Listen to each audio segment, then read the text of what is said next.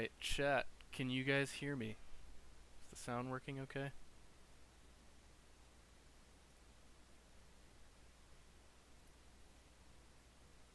Not a great sign that I'm not seeing anything in chat so far, but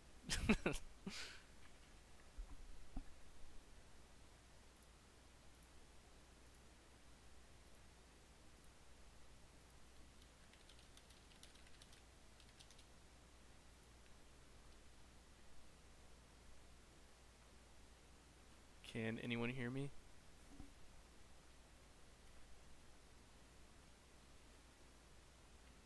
Beautiful.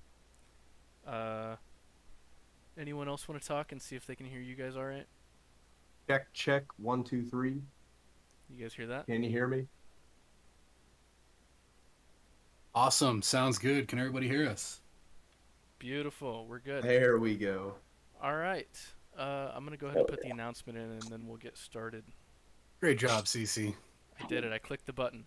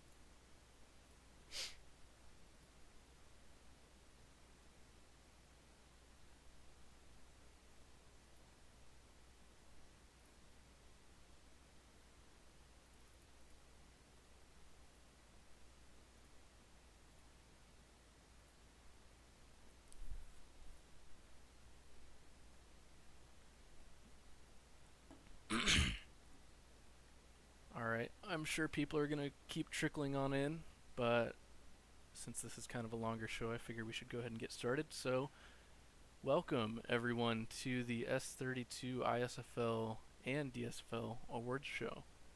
I'm CC. This is my first time ever hosting a stream, so bear with me while we try to get this working and figured out. I'm the GM of the Chicago Butchers, used to be GM of the Minnesota Grey Ducks, and with me I have three beautiful people. Aw. Well, I wouldn't say beautiful, but He's Don't too sell nice. yourself short. Go ahead and introduce yourself. Okay, well, if he's not going to go, I'll go ahead and jump in, and Escanor can jump back Escanor, in you're at the top, man. Come on. whenever he wants to go. I'm Lucid Dreams, for anybody that doesn't know. I am the current GM of the London Royals, along with my partner and co-host that's about to come on next. I'm Sebster, the other GM of the London Royals. my fault. I'm the GM of the Dallas Bird Dogs and wide receiver of the Philadelphia Liberty, Lord Escamilla. Beautiful. All right, let's move on to the first award, I guess. First up, we have DSFL awards, of course. After we get through all the DSFL awards, we will move on to the ISFL awards. So, here we go. Returner of the Year. Let me pull up the sheet that has the stats. I hope you guys found that. I probably should have pointed that out to you, to the other hosts. But if you need help finding it, just let me know in the chat. There we go. So, it looks like... I know that one thing that the voters really like to see is touchdowns, and it looks like 2 of the 5 people here have touchdowns, them being CMC's Burner and Tony Demonson. I mean, yeah, I agree. Touchdowns are what win you the game. CMC's Burner got a touchdown, which is important. And to me, CMC's Burner really put himself ahead of Tony Demonson because he returned kicks and punts. So while CMC and Tony had the touchdown there, I give CMC the advantage in the vote because, he did the whole job instead of half the job. Yeah, absolutely. I think when you're looking at a category like this, like you guys mentioned, touchdowns are key here. It doesn't hurt that CMC's burner has a 7-yard gain on the 7-yard lead on the average compared to the other person with a touchdown, who's Tony Demonson. If no one else has anything to say, I guess we will go ahead and move the slide forward to see who the winner is. Yeah, let's see who takes it home. As was kind of expected, CMC's burner takes it. I think that, like I said, I think the touchdowns really narrowed it down to the 2, and the average that CMC's burner has, and also taking punting return duties, that probably helps him take the lead there. Yeah, that's pretty much what it narrows down to, I think. All right, next up we got punter. Let me switch over. Okay, so punter of the year. This one can get a little tricky because some people like to look at different stats. I know some people look at total inside the 20 punts. Some people like the big legs on the average. Some people like the inside the 20 rate. What do you guys prefer when you're looking at your awards ballots as GMs? Well, I'm really an efficiency guy, so the main stat I'm looking at is that inside the 20% rate. I mean, if you're hitting your punts inside the 20%, that's what I'm asking of you as a coach. So you're doing your job to me. Yeah, pinning them back as far as it can inside the 20. That's whoever does that the most, really. Punting wise, I'm trying to pull up the stats now because I was not looking at them. I apologize. If you need a link, just let me know. I can post it again. I think one thing that would be cool, if it was possible, if it was a stat in the sim, is even further, like pinning, like Escanor said, pinning him back deep is what you want. So I'd be curious what the rates of inside the 10 or maybe even inside the 5 were. But unfortunately, our sim doesn't allow us to see that. So I suppose that's probably all we need to talk about with punters. So let's see who takes this one. Levy Tate with the beautiful render. Yep. I mean, that makes sense to me. Yeah. He had the most inside the 20%, and he also had the most total, that's what we talked about. That's what you're looking for. Yeah, exactly. I'm a fan of this award going to her because she is our newest call up to the Chicago Butchers. So maybe, hopefully, more punter of the year awards in her future. Also, I don't know if you guys saw the hand on the right, but just thought I should point that out. Unfortunate. Next up is kicker. So, on kicker, I think this one's even tougher than the punter. Like you said, you just want to see the pinning him back deep is on the punter of the year award, but on kicker you need to take into account the distance and the percentages and where the misses really lie. If they only missed from 50 plus, maybe that doesn't hurt them so much. No, I think when I look at this award, this is one of the ones that I think I probably spend the most time on. I know it's only the kicker position. A lot of people go, why are you spending so much time on the kicker position? But like you said, there's so much to take into account when you're trying to figure out who the best kicker was. And you really don't want to sell anybody short. So like you said, I focus on, the efficiency from the longer kicks. That's what I want to see. If you missed a lot from the shorter distance, I'm probably not giving you that nod. So I start looking at who was almost automatic from the shorter distance and where do they set themselves apart when you start looking at the 40 to 45s or the 50s. Yeah, one thing that I think is impressive looking at these stats is Levy Tate had 7 attempts from 50 plus. The next highest was just 2. Mm-hmm. That factored a lot into my voting. I know that. Yeah, they were only 3rd in field goal percentage, but whenever you nail 5 of 7 from that far, I feel like that's gotta say something. But It's just ice in the veins right there. Yep, exactly. It is still 3rd though in the field goal percentage, so I could see someone else taking this. I don't know. Yeah, but when you start looking at the kicker with the highest field goal percentage, you're talking about somebody who didn't even attempt anything from the 50. Um, Right. so I think in comparison there, not to sell Davey short, but I think in comparison there, I like the chances of somebody who's attempted 7 and made 5 of those. Mm-hmm. I think on this one, my guess is going to be. But for anyone watching, we actually don't know the winners. We're finding them out in real time with you guys. Uh, I think my guess is double doing with that 5 for 5 from 40 to 49, compared to Levy Tate's 6 for 9. Yes. I think my guess is going to be Levy Tate. I think that 5 for 7 is going to really put them over the top. It's definitely impressive. Let's find out who it is, or maybe we're wrong. Wow, Wow. they went with the field goal percentage. We were wrong. Classic. That is an There we go. Good job, interesting, team. Yeah, I mean, good job. I can't say that that's a bad decision there. I mean, leading the league Yeah. in field goal percentage. Yeah. Like we said, not making them from the longer distances, but going for where they know their bread and butter is and being very efficient with that. I think we just read too much into it. I mean, Yeah, I guess looking so. back at it, Davey, 100% XP percentage, Mhm. highest field goal percentage. Yep, almost 10%. That probably should have been the choice from the beginning. Almost 10% higher than the next highest on the ballot on field goal percentage. So yeah, maybe we should have put more stock into it. That's right. You live and you learn. Yep. Well, we'll see if we learn. But all right, safety of the year. We've got LaDamian Beck, Talon Ferens, Colin Kramer, and John Montroy. So I'm curious, looking at these stats, if I was wondering if there was maybe a mix of box safeties and coverage safeties, but it kind of looks like maybe there's not. They all look like they have fairly similar stat lines. Mhm. Well, And I know Damian Beck has. Oh, I'm sorry. I didn't mean to interrupt. Go ahead. No, you go ahead. So I was looking at Damian Beck. It looks like he's got the highest target rate with the lowest catch percentage rate. So Definitely impressive.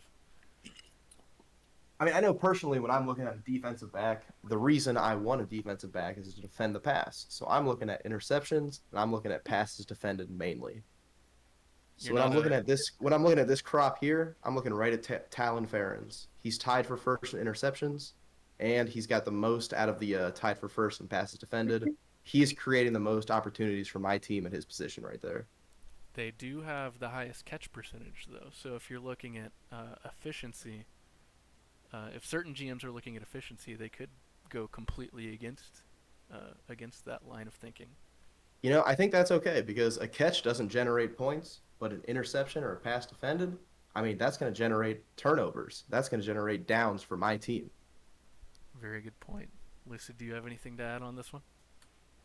Going kind of along with what Seb's saying here, Talon Ferens is representing the other side of it. When you're looking at LaDamian Beck leading the group here with the lowest catch percentage, but not having the interceptions or some of the turnovers that the other guys have. But I do have to disagree with Seb though. I think it's going to be Talon Ferens to lose on this one. I could definitely see Ferens getting it. Or I guess I'm agreeing with Seb and disagreeing with CC. I apologize. Hey, I I might have to go wasn't with necessarily. Damian Beck, fellas. I wasn't making my pick yet. I was just talking about it. So now that I'm looking further into it, Ferens does lead. They're the only one with a TFL. They have the most sacks, so maybe they are the box safety that I was thinking. They're leading in forced fumbles, at least on the ballot, and they've got a couple of picks. So, Although representing a little more back end for Beck here, we're looking at the only one of this crop that has no penalty yards on the season, the lowest catch percentage, and 100% tackle rate. Yeah, I think it's got to come down to those two, in my opinion. I mean, my argument against Beck is that he generated 0 possessions for his team. Sure, he had the forced fumble, but, we don't know if his team recovered it. And he had 0 interceptions on the team, or on the season. Very true. Let's see who it is. I almost want to see all of us be wrong again. Here we go. I'm back. Talon Ferens. Oh. All right. Hey, maybe we don't completely not know what we're talking about. We keep track of these picks. We should have made a user bet or something. We probably should have. That would have been fun. Actually, for my banking account, probably shouldn't have. But All right, I like taking money from CC. yeah. You should make personal bets. Uh-huh. Okay, next up we got cornerback of the year. We've got the Laz, Doc Holliday, Dax Dangerfield, and Modern Nazgul. I don't know enough about DSFL players. I wish I knew which ones were rookies. I don't. Maybe rookies are noted on. Oh, they are noted on the spreadsheet. Never mind. They are noted on the spreadsheet. Yep. Fun fact: every person on the Safety of the Year award was a rookie. Impressive. Oh, wow. That's cool. Good job, rookies. I hope it wasn't because they got the Tyron Shields treatment where they were just constantly targeted, like my old player was, and just made them look like they had good stats. But I'm sure that's not the case. So, looking at cornerbacks now, I see 2 of them with 5 interceptions, 2 with 4 interceptions. Oh wait, one of these isn't even listed on the ballot. So everyone on the ballot on the slide has 4 or 5 interceptions. So we can't really use that to differentiate, I guess. Catch. So the main percentage. differentiator Go I ahead. see here is that defensive touchdown number. Yeah, That's the thing that jumps out at me. Voters do love touchdowns. I mean, that's points on the scoreboard. That's what you're looking for. Yep. Nazgul with 2, Holiday and Laz with 1, and Dangerfield with 0. I think that's definitely could make the difference. Looking at catch percentage, there's only one with sub 60 though, which is the Laz. Yeah. The Laz put together a great season. 29 passes defended. I mean, he's clearly leading the pack here. Yes, I agree. Dangerfield, the only one with a sack though. That's got to take that into account, I think. So I mean, it's one sack against 0. I mean, does it really make that much of a difference? It's only one more. hey, it could have been a game winner. We don't know. AA could have been a game winner. You know what else could have been a game winner? Is that defensive touchdown of Modern Nazgul that he had one more of than everybody else. Dangerfield also had a blocked field goal. Could have been a game winner. That could factor in nicely there. All right, let's go ahead and figure out who won this one. Nazgul. It's kind of what I expected. I mean, it's there. It's the defensive touchdowns. He put the points on the board. He won the games. You know, it is what it is. Yeah, the 2 defensive touchdowns, 4 interceptions, 5 forced fumbles, 2 fumble recoveries. When you're looking at somebody who's generating points or turnovers, it's easy to see why he got the nod here. Yeah, I'd completely missed those fumble numbers actually. That those plus the touchdown. Clear leader. Yeah, those plus the touchdown I think definitely would have made me choose Nazgul as well. All right. All right, for linebacker of the year, we got Scotty McHitz, Spicy Ron, Eric Bolanos, and Nathan Claflin. Scotty McHitz. Who? Who? Probably some bum, I don't know. Some bum. Bust. So, it looks like the fumble numbers are fairly spread out. No one is really far and away ahead. The one thing I'm looking at with linebackers is I'm looking at somebody that makes plays, and one thing that jumps out when I look at this list is the tackle percentage and Spicy Ron's. His is just a little bit too far below the rest of them, and that kind of jumps out at me and makes me a little bit wary of how he's going to fare in this competition here. That is a good point. One thing I'm seeing is Claflin with he's the leader in TFLs in this list, and what was I looking at? 3 interceptions. 3 interceptions is pretty nice on the season, Yes. considering nobody else had more than 1.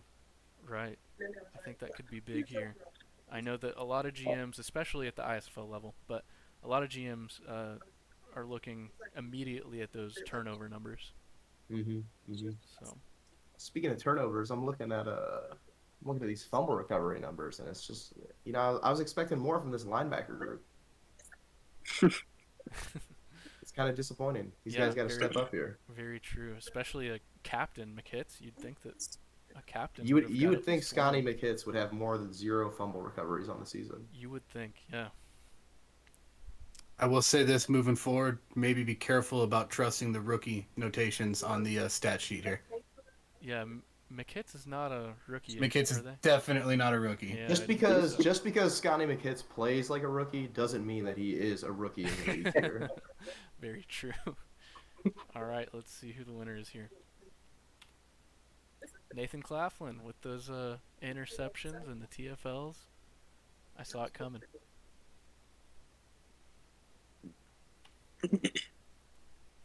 DT of the year, we've got Raphael McTurtle, Linne Kekua, Arnie Rufus, Franklin Turtle, no relation, and JJ Jameson Jr.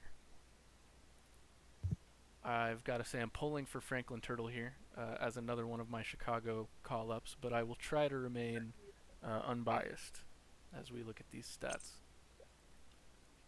However, Franklin Turtle does have 13 TFLs, which is leading the group, and 2 forced fumbles, which is leading the group.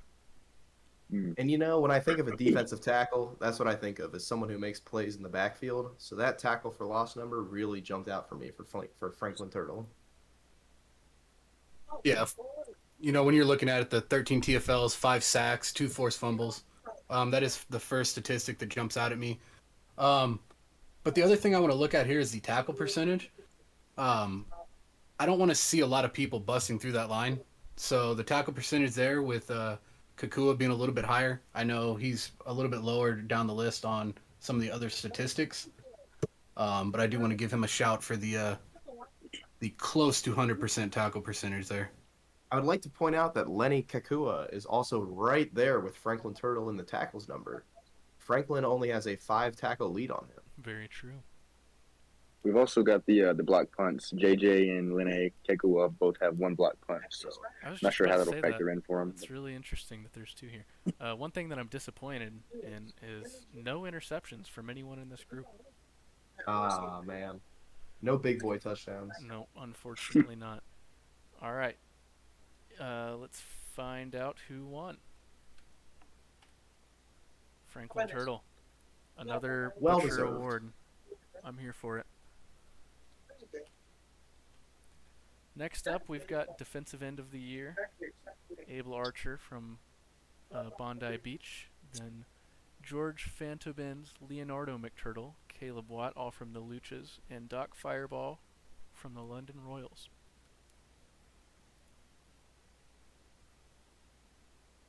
Uh, 14 TFLs from Fireball. That is huge. Fireball was in the backfield pretty much every play this season. Yeah, He put together a great season this year. 6 more TFLs than second place, which is Abel Archer. However, we have Leonardo McTurtle in double digits on the other big D-line stat, which is sacks. Must be something in those turtle genes. I guess so. Let that one go, Seb. You knew it was coming at some time. You knew it was coming. No, I think when you're looking at it, they're all. You have a couple these players sitting a little bit higher than everybody else when it comes to tackles, and then like you mentioned, Fireball setting himself aside of the rest of the group there with 14 tackles for losses, 5 sacks, and then of course the 2 forced fumbles there. But like you mentioned, Fanta Beans with 6 and 2 fumble recoveries, definitely giving him a run for the money. Mm-hmm. Yeah, the GMs, like I said, the GMs that are immediately looking at turnovers, Fantobins and McTurtle are going to be the first ones that pop out to them with the 6-2 from Fantobins and 3-4 from McTurtle. Yeah, I think the first thing I look at when I'm looking at defensive linemen is the tackle for losses, and then having tackle percentage here would be nice for the actual voters like we see here. Mm-hmm. Mm-hmm. Well, let's see who wins it. I think on this one, I'm going to go with McTurtle. You know, I think it's McTurtle too. I'd like to root for Fireball here. They've got comparable numbers in the TFLs and the sacks, but McTurtle really sets himself apart with the fumble recoveries. Yeah, I know the. I think it's going to be Fanta Beans or Fireball. I don't know. I think McTurtle had the nice on the turnovers there, but sitting relatively lower than everybody else when it comes to tackles, and I do think voters would look at that. True, more big plays rather than maybe consistent play. let's see who gets it. And it's McTurtle. Apparently the voters didn't care too much about the low tackle numbers with all those big plays coming left and right. care. No, maybe those shells give him a little bit of an advantage on the field or something. It's got to be That's something like that. Two Yeah. turtles in a row. Well, this turtle, I believe, carries weapons. I'm not sure what the rules are on that in the ISFL. Somebody should probably look into that. Squanty to look into this immediately. That doesn't I'm sound calling right. the commissioner to action. Okay, now we're on to the fair rubs. Offensive lineman of the year. We've got the award system is bad. I won't take any offense to that, I guess. We've got Big Yoshi, Mrs. Stacks McHits, Dallas Fort Worth, and a kicker, which is a little confusing, I'm not going to lie, but I'm sure we can figure it out. So on this one, oh, go ahead. I was going to say for me with this one, the first stat that I always go to when I'm looking at offensive linemen is sacks allowed. I want to see what kind of pressure you allowed the quarterback to become under. I want to see how many times you gave up that hit. So looking at this list, I see there are two, Big Yoshi and Dallas Fort Worth, that gave up sacks allowed. Not to focus negatively on those two, but I think that the voters would look at that when comparatively the other three have not allowed any sacks on the season. So I actually want to call Yoshi to attention here. This man is a guard on the ballot. I was going to mention that, yeah. That's pretty impressive. And not only that, he also, he got a fumble out of it. He has a nose for the ball. So I wouldn't be surprised if the voters might have excused the sacks a little bit, because he's a guard. I mean, that's a bit more impressive of a position right there to me. Yeah, number 3 in pancakes and only a couple of sacks. Unfortunately, I do think the sacks and the penalties are going to hurt Yoshi a little bit, but I'm pulling for him. He's awesome in the locker room in Kansas City, so I'd love to see him win it. Despite the sack allowed, I still think Dallas Fort Worth should lock it up just for being so far ahead of everyone else in pancakes. But that's just my opinion, personally. Being first in pancakes is a very nice advantage that Dallas has there. We'll see how the voters think, though. Yep, let's see how they think. A kicker. I kind of saw this coming. Number 2. That would have been my pick there. Yeah, number 2 in pancakes. Had the least penalties, the least penalty yards, and no sacks allowed. I enjoy the Charlie Brown render, too. Yeah, again, it's a little confusing with them at offensive line, but it works apparently. They won, so. Sure, we can take a pretty good guess about where the render and name came from if we thought real hard about it. Yeah, I'm sure. Moving on, we've got tight end of the year. We've got Tijuana's Hurt Kirkby, London's Benny Hanna, and Bondi Beach. Oh, nope, sorry, that's Portland's Mark Goodhead and Mulkey Koivu. I'm sorry, I'm sure that's wrong. I would like to start this off by pointing out my player, Benny Hanna. My man put together such a great season. He had 5 catches on the year. That's a great season. Unfortunately, if Seb is rooting for him, they just stand no chance. I'm hoping that the voters prioritized efficiency here, given that he was a waiver pickup. I mean, the man, look at the stats. They don't lie. He had 2 receiving first downs on the season. Very true. That's a lot of points added to the board there. I mean, that's a lot of opportunities for the offense. I will say I didn't know they were a waiver pickup. I am more impressed now that you mentioned that. Look at that. I mean, he only had 10 targets. He did what he could. Right. Yeah, I'm with you there. Clear winner. On a more realistic note, the Mark Goodhead, he runs away with it. He had 8 touchdowns on the season, and the next closest is 4 from Mulkey. Yep, and So, looking at those, looking at those receptions greater than 20 yards and greater than 40 yards, 13 and 7 respectively, that is beyond impressive. It looks like it's going to be Mark's here. Yeah, I gotta say, I don't think there's much discussion. Mark Goodhead running away on the receiving yards too, 897 receiving yards, blowing the rest of the contenders out of the water here. Along with that, boasting 13 pancakes and no sacks allowed, the second most pancakes out of the group. I think it's like you said, his to lose. Yep, I don't think there's a lot of discussion to be had. Yeah, I don't think there's a lot of discussion to be had here. Let's go ahead and see if he takes it. And as Yep. expected, Mark Goodhead gets it. I mean, it's all about the touchdowns. He clearly won that category. It's all about the touchdowns and the receiving yards and the pancakes. And all right, wide receiver of the year. We've got Malcador the Hero, Butterfingers, Johnny Patey, Marvin Toledo, and who's this last one? Skip Oh, him. some fucking bum. Skip Yeah. him. How do you make the ballot, dude? All right, so looking at the yards, it's a pretty tight race with yardage. And honestly, the touchdowns aren't too far apart either. So here's what I'm looking at. Johnny Patey has got the touchdown lead at 13, and he's done it on the least targets and the second least catches.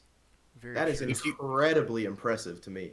And if you pair to that he is one of only 2 players on this list to not turn the football over, definitely set himself apart from the pack. I think I'm with you. I think Patey is he would get my vote if I was voting on DSFL Awards. I'm sorry, Escanor. Oh no, dude, that 3 touchdown lead definitely sets him out from. I'm not sorry, Escanor. I want to make that clear. All right, let's see if Escanor or somebody else can pull off the upset here. Oh wow, Escanor did it!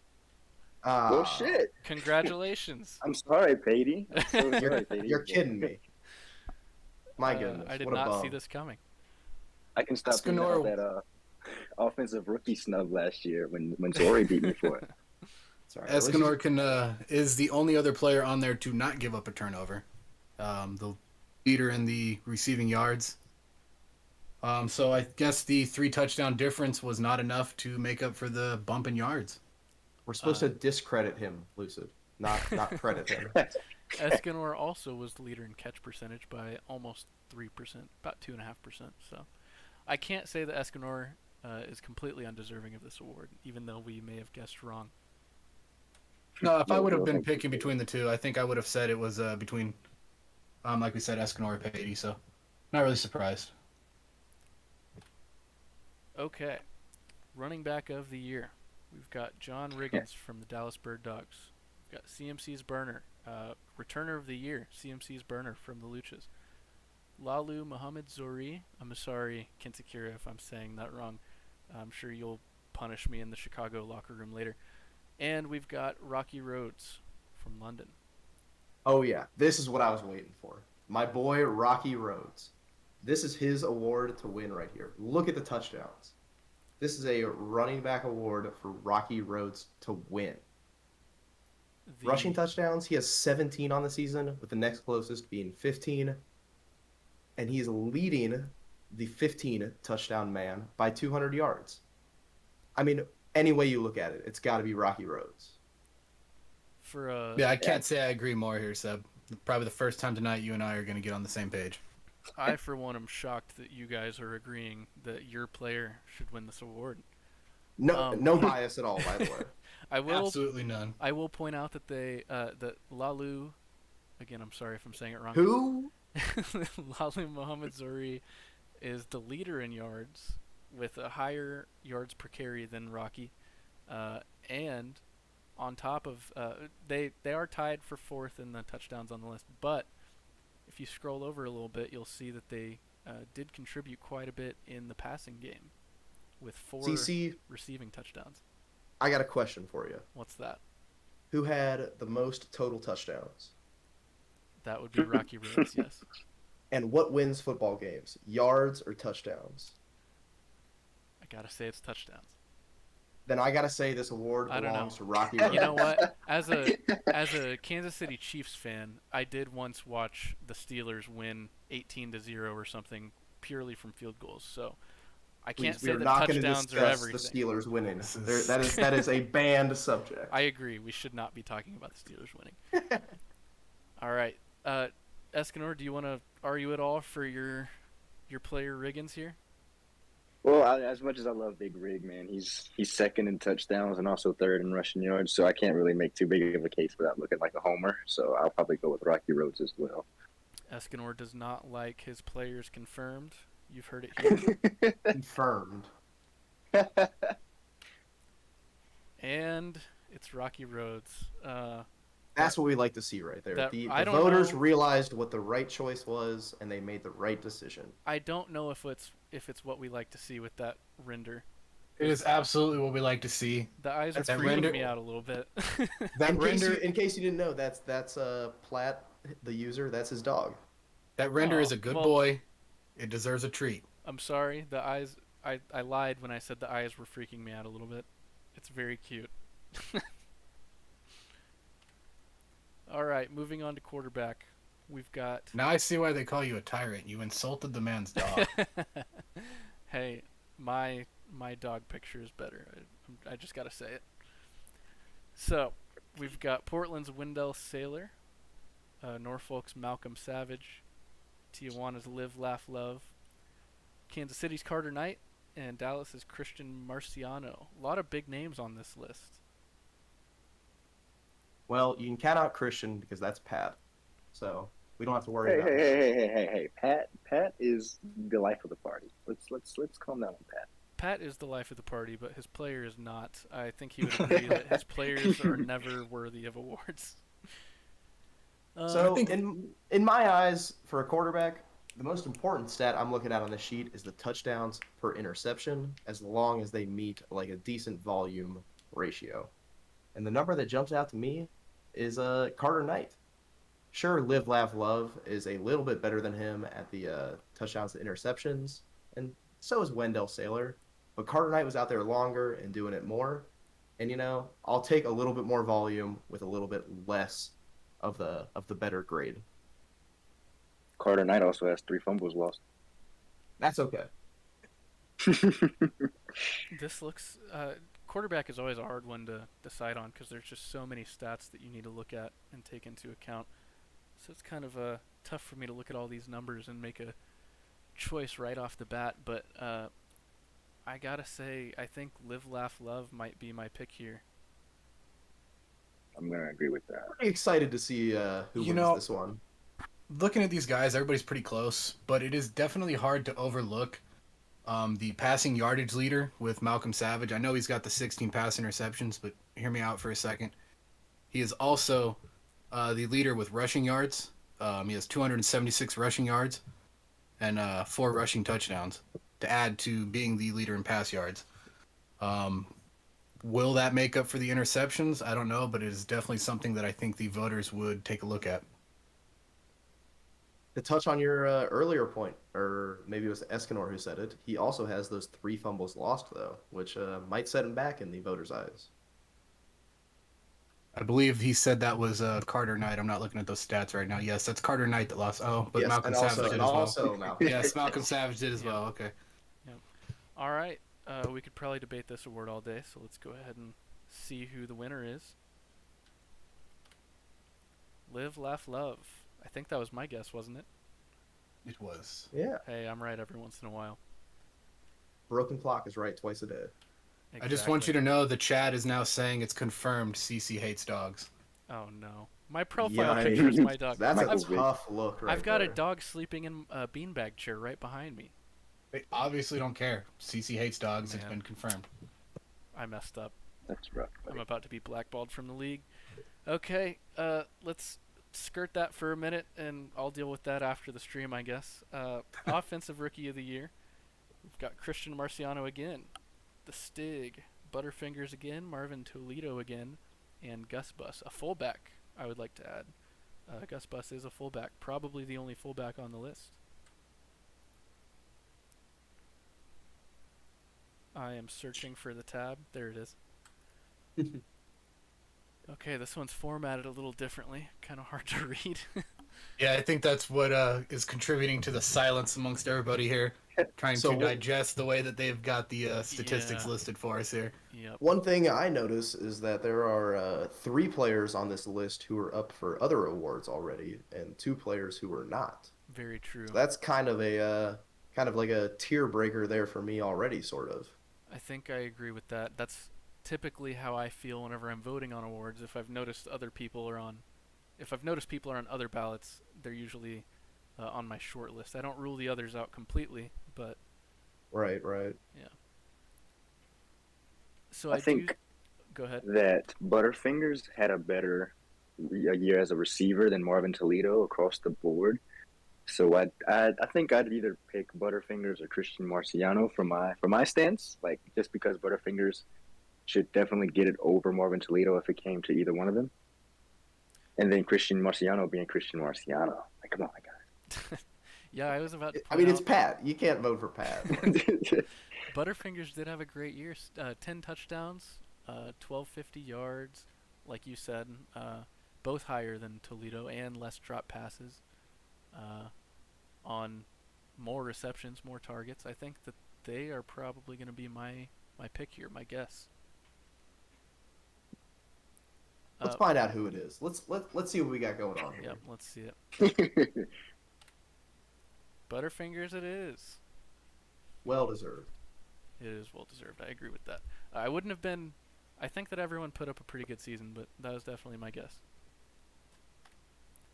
Moving to the defensive side, we've got Concussion, Darren Arnold, Nick Flint, Leonardo McTurtle, and Abel Archer. McTurtle already won a defensive end, I believe, defensive end of the year award. So And again, that kind of sets him apart already for me. I mean, if the guy was good enough to win defensive end of the year, yeah, exactly. I believe You Archer know. was also on a ballot earlier too. Trying to digest this sheet to see if there's any way there could be an upset here, but I'm not seeing one. I don't think so. I mean, No, it looks like McTurtle's race to lose here, honestly. Yeah. Yeah, I think it's pretty straightforward across the board there. McTurtle's set himself apart in just about every category. Yeah, He's got the most sacks, I agree. The least most missed turnovers. tackles. Yeah. All right, let's see if McTurtle brings home their second award of the season. And they do. The weapons are helping him out Congratulations. again. For offensive performance of the year, we've got CMC's burner. I believe this is their third ballot. Lalu Muhammad Zori, Miracle Whip, and Live, Laugh, Love. We got to open up index links Yeah. for this. Oh, man. This is weak infinite. Yeah, one moment while we get all these links opened and check out these stat lines. All right, week 14.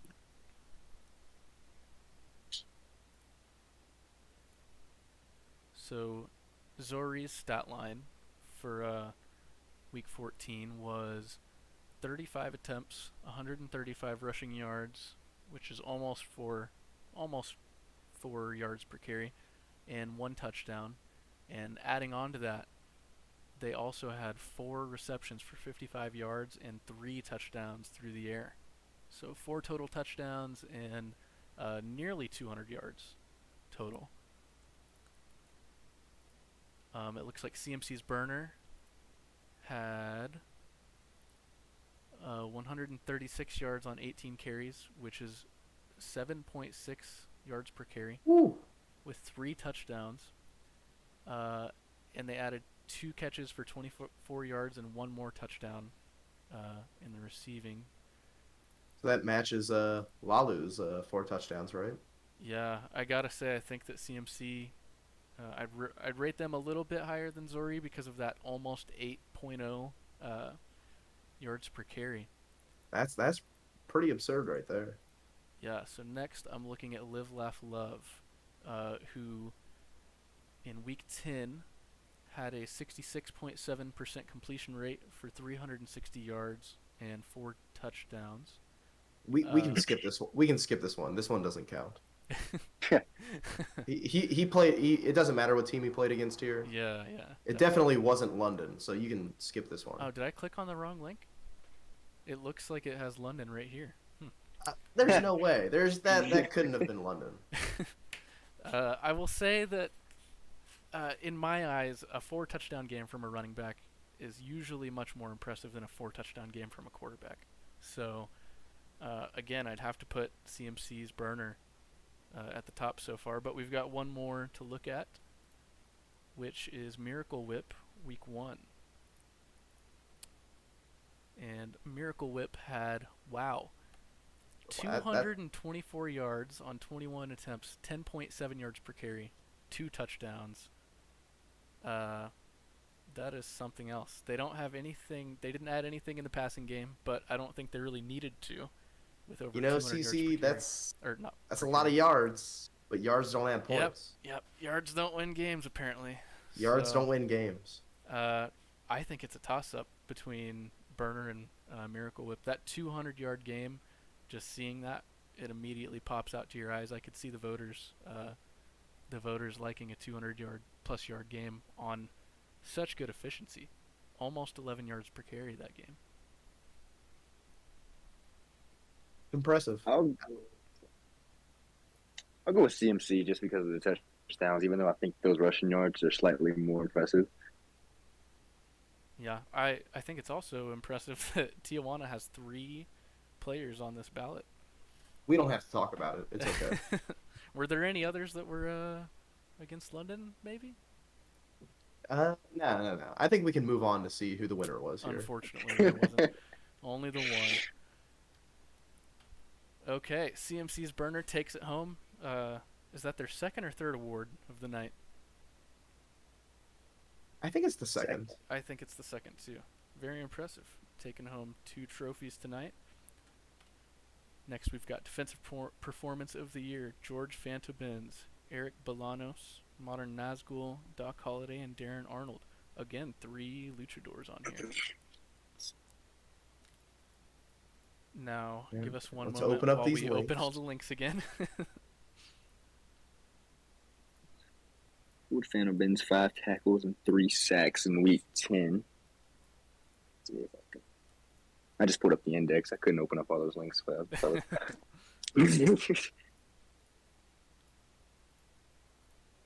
All right, so first I'm starting at the bottom. Darren Arnold, week 11. I'm seeing 10 tackles, 2 TFLs, 1 sack, 1 forced fumble, and 1 recovery, and 1 pass defense. I like that. He just did a little bit of everything Yep, there. exactly, a little bit of everything. Next, I've got George Fantobins, who had 5 tackles, 3 sacks, and Oh, you can skip this one again. It's that okay. was oh, it's the same 52-7 Luchadors win over the Royals. Interesting. The what? The Luchas really dominated on both sides of the ball. I don't remember that game. I don't think that happened. Interesting. I had tickets to that game, dude. I definitely saw it in person. So it was That 3 sacks, that's big. 3 sacks is a lot.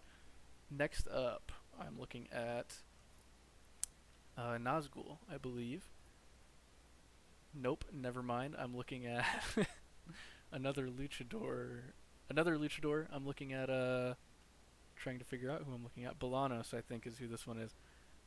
9 tackles, 1 TFL, 2 sacks, 1 forced fumble, 1 fumble recovery, and 1 PD. That is very similar to the first one that I mentioned, which was Darren Arnold.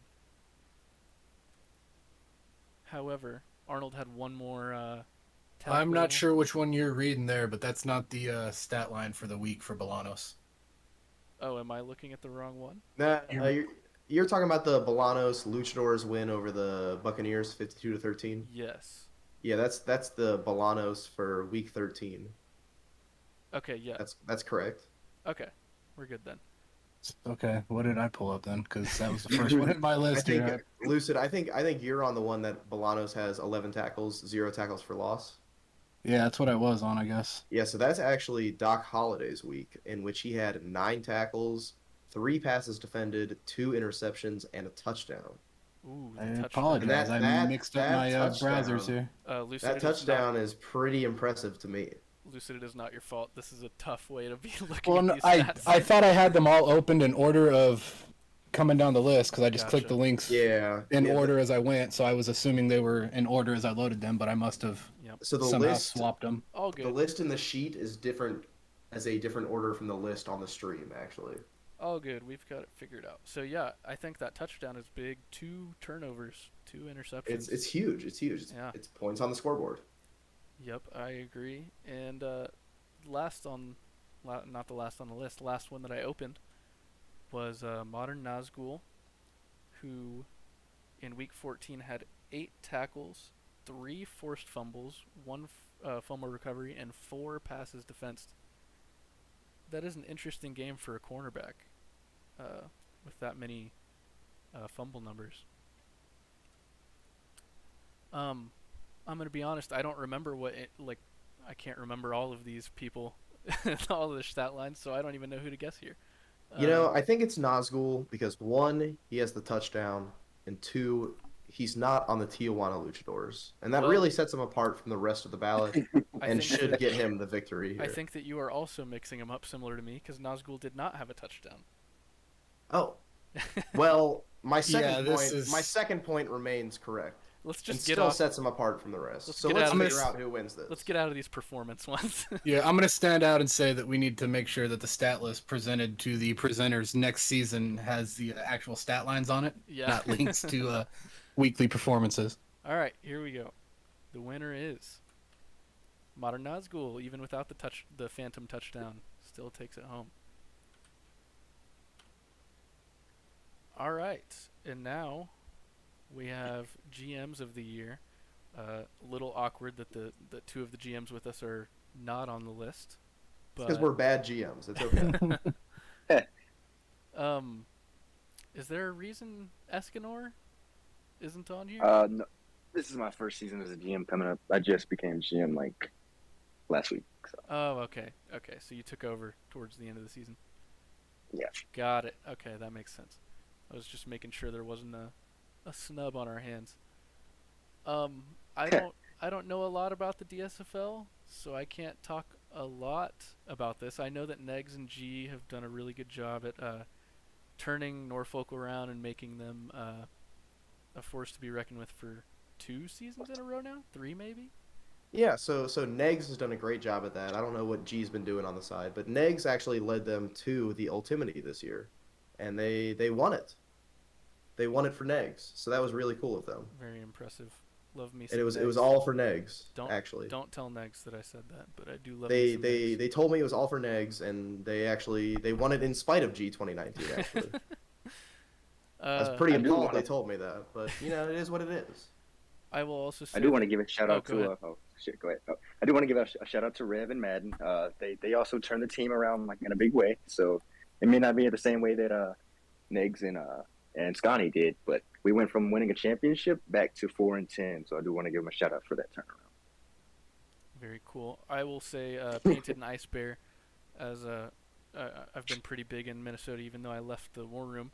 But Painted and Ice Bear have done an awesome job in the locker room there. They hosted a Secret Santa event. I don't know if any of you guys were a part of that, but that was really cool. Always having game nights and stuff, really engaging with people. They invited me to that Secret Santa event. I thought that was awesome. I know they posted it in a few of the locker rooms. Just doing free cigs for just to show kind of the Christmas spirit or the holiday spirit. I thought that was a pretty cool thing that they did there. Yep, very cool. I can't speak much towards Tim and Gusar or Kotasa and Bull, but I do know that all of them are awesome users, and I'm sure that they're doing fantastic as GMs of their teams. Yeah, I think you've got what stands out to me here is Minnesota and Norfolk, and I know we touched on both of them. And I do have to give Tijuana the nod with Kotasa down there, and Bolo coming in, stepping in for Guitar Master. But I think with Tijuana kind of maintaining semi-relevance through multiple seasons, they've just managed to always stay towards the top. And then the turnaround that you've seen with Minnesota and their quack to quack, as they like to call it. Boo. And then you've got, like you mentioned, with Negs and G20, I think the 3 of them would be at the top of my list there for the winner of this award. All right, let's see who gets it. Negs and G, the continued dominance, I guess, with the Congratulations, Ultimate Negs. Minis. You did a good job, buddy. Congratulations to Negs and G and Norfolk as a whole. And especially Negs. All right, moving on to the big awards. Offensive Player of the Year. We've got quarterback Wendell Sailor, quarterback Live Laugh Love, running back Lalu Muhammad Zori, and running back Rocky Rhodes. I have a feeling I know who Lucid and Seb are going to be talking about, but you guys can go ahead. Points on the board. Rocky Rhodes put up 17 rushing touchdowns. That's absurd. I mean, sure, Live, Laugh, Love put up 29 passing touchdowns, but he also turned the ball over 11 times. And sure, Wendell Sailor put up 28 passing touchdowns, but he turned the ball over 10 times. Yeah, I don't see Rocky 10, Rhodes put up 17 touchdowns on the board. And not 10 turnovers. And not 10 turnovers. See, this guy gets it, and I hope the voters got it too. I went with Live, Laugh, Love when we were talking about quarterback of the year. I've got to go with him again. It was a dominant year. Quarterbacks usually take a lot of these awards home. Their stat lines just look a little bit more impressive, even if they may not be. So I'm going with Live, Laugh, Love again. You know, CC, we mentioned something earlier with the, I believe it was the Defensive Rookie of the Year, how one of the candidates stood out because they won an award earlier in the voting. Yeah, like Live, Laugh, Love. I'm looking at this ballot here, and Rocky Rhodes also did that. So I'm glad we're on the same page. I agree. You know, I would love to throw something in here, but I really don't think the stream can take any more London bias, so I'm just going to let Seb roll with it. Oh, we can take more, Lucid. Feel free to chime in. Let's let Escanor give his piece. Once again, as much as I'd love for John Riggins to win this award, he's definitely behind Rocky Rhodes. Unfortunately, Seb, you can go ahead and talk your shit. And unfortunately, they just didn't make it onto the slide. I'm not quite sure why they're in the spreadsheet, but Ooh, there's been a few categories like that tonight. Right, so. Yeah. And then between Wendell or Live Laugh, I'd have to go with Live Laugh just for the passing yard difference and one more touchdown despite one more interception. So I'm going to go with Live Laugh over Rocky Rhodes winning this award. Personally. All right, 2 of us guessing for Live, Laugh, Love, 2 of us guessing for Rocky Rhodes. Let's see who gets it. Oh, wow. We have co-offensive players of the year, Rocky Rhodes and Lalu Muhammad Zori. Nice. Oh, wow. Shit. That's pretty neat. Yeah, very cool. I got to say it's a little bit of a surprise since Rhodes took home the running back of the year. That's pretty cool. Yeah, I like the idea of giving it to both of them. All right, let's go ahead and move forward. Am I the only one that hates ties? No, I know that you're not. I mean, I know I say this for anybody that tunes in on Fridays for the game day streams. I know you hear me say this every week. I hate ties. I'm going to say it again here. I hate ties. You guys say you like this? I hate this. There should be one winner. That's where I stand. I'll be the lone guy out here. All right, let's move forward. Defensive Player of the Year. Hopefully no ties on this one for Lucid's sake. I don't know if he could handle another one, but... No, I can't. I'll quit. We've got Nathan Claflin, Doc Holliday, Spicy Ron, Leonardo McTurtle, and Eric Bolanos. I couldn't remember the positions for all of them like I did for offense, but let's see if we can parse this spreadsheet and figure this out. McTurtle does have 2 awards already, so I think that works in their favor. However, one of those awards was they were up against other rookies, so I'm not sure about their odds on this one. Yeah, when I'm looking at the list, though, it's kind of the same players that we've been talking about consistently throughout the stream on defense. And with that being said, McTurtle has kind of just dominated all the defensive categories that he's had the chance to. So I think this would be another one here where it's his to lose. I think I'm going to point to Claflin again. I believe they won their award earlier. I'm not sure if that was safety or what it was. Maybe linebacker. I think it might have been linebacker. Linebacker. Yeah. But 11 TFLs leads the pack. 6 sacks. It's not the best, but it's respectable. Then they've got four forced fumbles, which is also number one on this ballot, and a fumble recovery. And they have 3 interceptions as a linebacker. That's pretty big. However, I will say that for Seb's sake, there's only one player on this list with a touchdown, and that is Doc Holliday. And what wins games, Seb? Touchdowns. That's right. Points on the board. All right. Let's see who takes home the Defensive Player of the Year award. Nathan Claflin.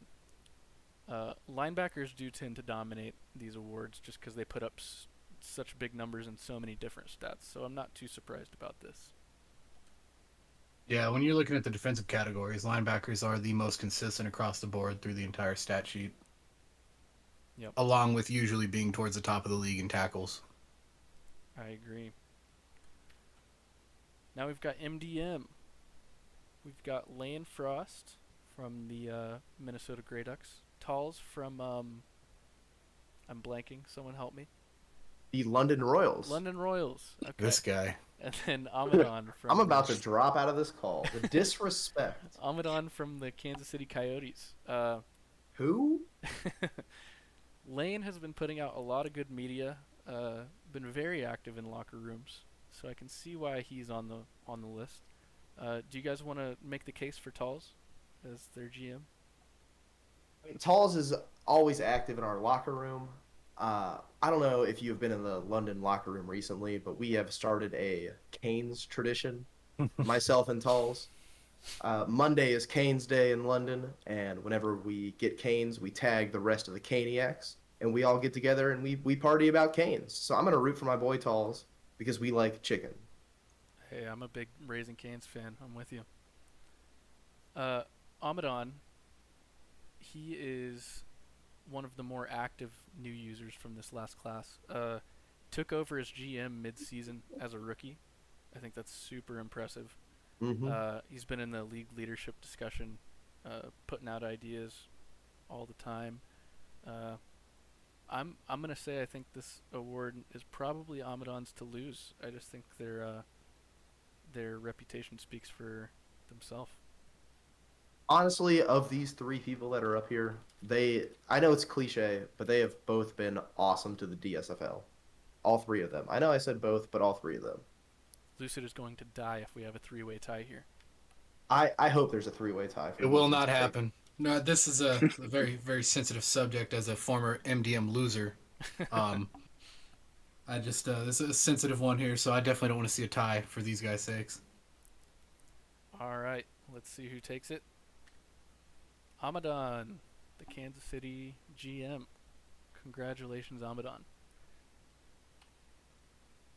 Now, It's well deserved. Amadon has taken on the Kansas City rebuild, and he's taken it headstrong. It was his award, and it was well deserved. Congratulations, Amadon. definitely agree there. All right, on to the how do I say this? The player voted award that has been revived, the Most Outstanding Player Award.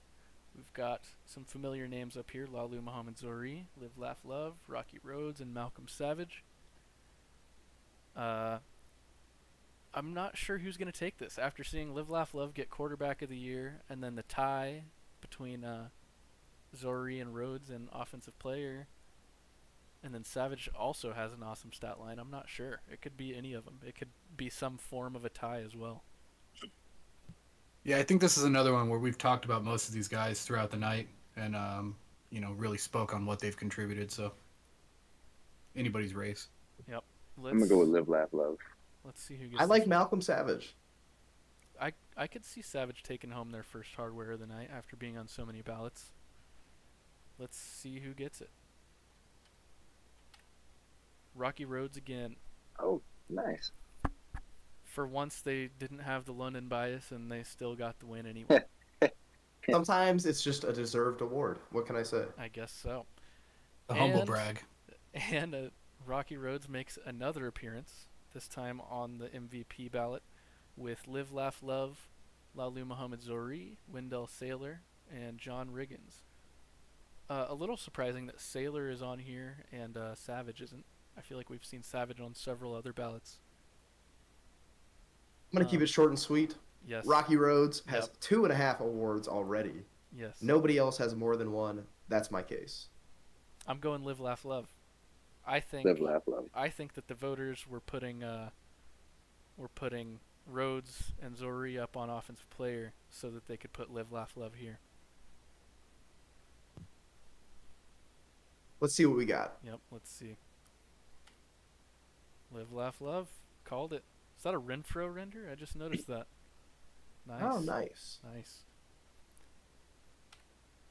All right, we're moving on to the ISFL portion of the night. We've got Returner of the Year. Jackson Kingston. He Hate Me Pick 6 the second. Richard Leaking. Tug Speedman. And Daniel Foster. I need to pull this spreadsheet back up. Where is Returner of the Year? It's not a spreadsheet. It's a Google Oh, yeah, Doc. it's a Google Doc. Totally this time. different. Beautiful. Yes. All right, it's in the middle of the second to last page. Right where I expected it to be. All right, so like we talked about before, touchdowns are the big thing on this award. However, I don't see Good any- lead into it right there, given that I there's don't no see touchdown any scorers on the touchdowns. list. So, it's anyone's game. So given that there's no touchdowns, I think the next thing I'm looking at is the average. Yeah, definitely. Thing that jumps out to me here, we got a 29.9 kick return average on the He Hate Me Pick 6, and I mean 9.4 isn't really that much farther behind on the punt return average. Yeah, I'm gonna go with pick 6. No Chicago bias at all. No, I couldn't agree more with you guys. It's the one player that kind of stands out above the rest. The only thing I would note is the 887 kick return yards for Daniel Foster from Yellowknife. But not to be to be expected, he also has the most kick returns. So Mm-hmm. All right, let's see. Richard Leaking. He was asked to be mentioned. Okay, well, he's been mentioned, so let's see who wins this one. Tug Speeman gets it. Wow. There we go. Looking at The Edelman render. Looking at the stats, I can't blame him for choosing Speedman. Number 1 in punt return average, and not a bad kick return average. Returner is a hard award to decide on. Everyone's usually so close, especially with no touchdowns this season.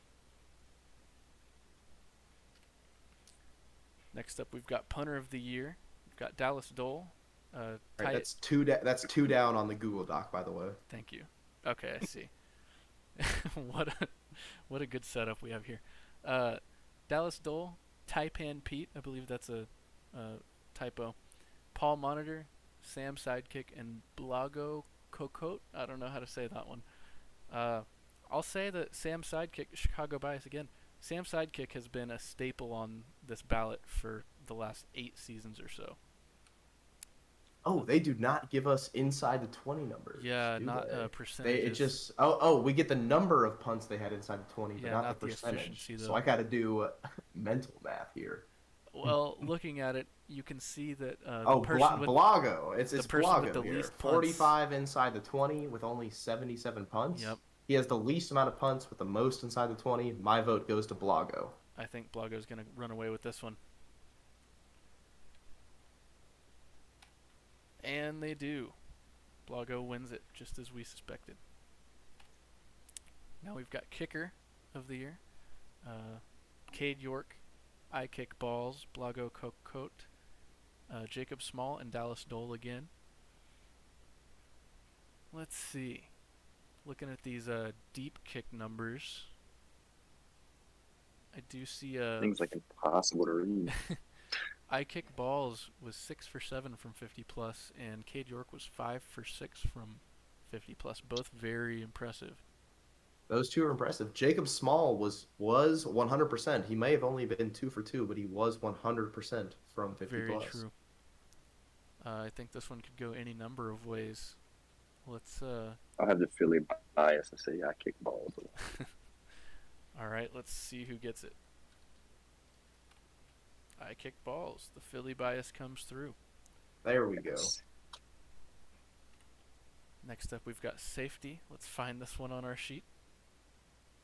2 up. I see it. Okay, we got Kuko Clemente, Chithacrius Smith IV, Pasta the Turtle, Eugene Smoothie, and Romulus Roman.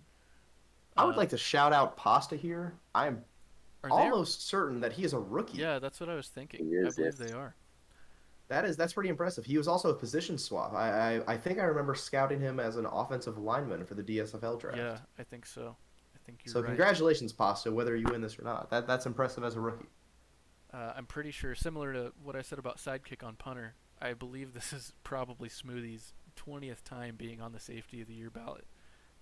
Very impressive, the longevity that they have had.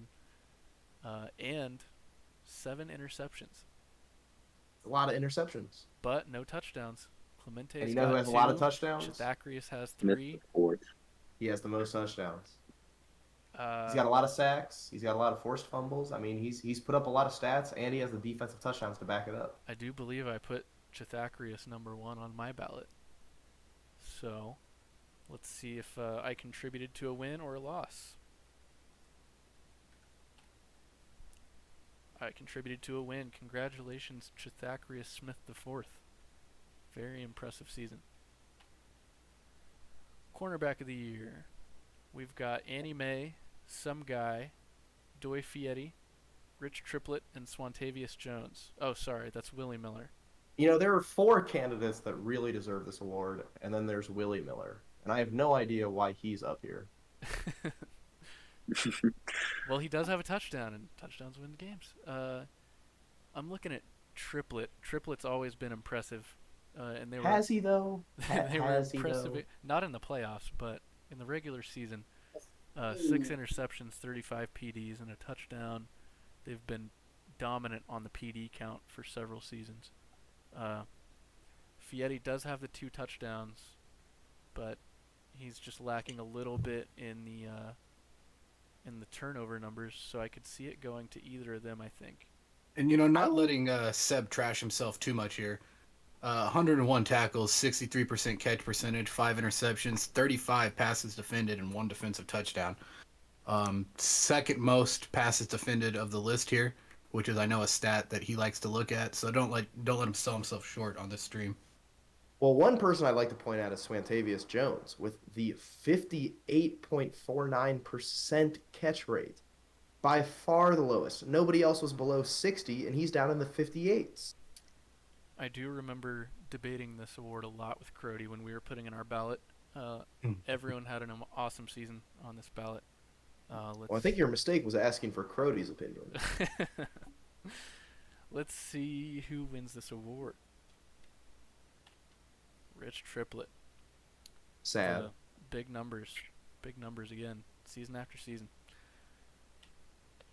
Linebacker, we've got Big Slamu, Rusty Rucker, Chicago legend Juan Demeen, Bam Bam McMullet, and Gary Goodman. One thing I'll say is that Demeen is in regression, so I think it's kind of impressive that they're up here, still on the ballot after they've been on several times in their prime. It looks like they are also... Nope, never mind, I was wrong. Bam Bam had an awesome season with 20 sacks. That's a huge number. Then you've got Gary Goodman from Philly with 96 tackles, 5 tackles for losses, 4 forced fumbles, 18 sacks, 4 interceptions, 7 passes defended, and 1 defensive touchdown. Not quite the top of the leaderboard when it comes to some of those categories, but I think the most consistent across the board, or one of the most consistent across the board. Yeah. Like we said earlier in the DSFL, the linebackers are tough just because they fill up all the stats. It's hard to compare. And speaking of filling up stats, the 2 players I'd like to point out are Rusty Rucker and Big Slamu, who kind of ran away with the tackles here. Very true. Both of those guys broke 130, with Rusty getting all the way up to 144, and the other guys didn't even break 115. Yep. And to add on, Big Slamu had 19 sacks, which is only 1 behind Bam Bam's, and Rusty added on a safety, which I think is pretty impressive there. I gotta agree. As my first player was a cornerback that only knew how to tackle, so I gotta say that I do like seeing me some tackles. I do value tackles. But you know what we look at the end of the day? Oh God, Points added. And yes, Juan Domine had 9 of those with a safety and a defensive touchdown. very true. I would not be upset if I saw a Mag Linebacker of the Year award again. Let's see who gets it. Big Slamu.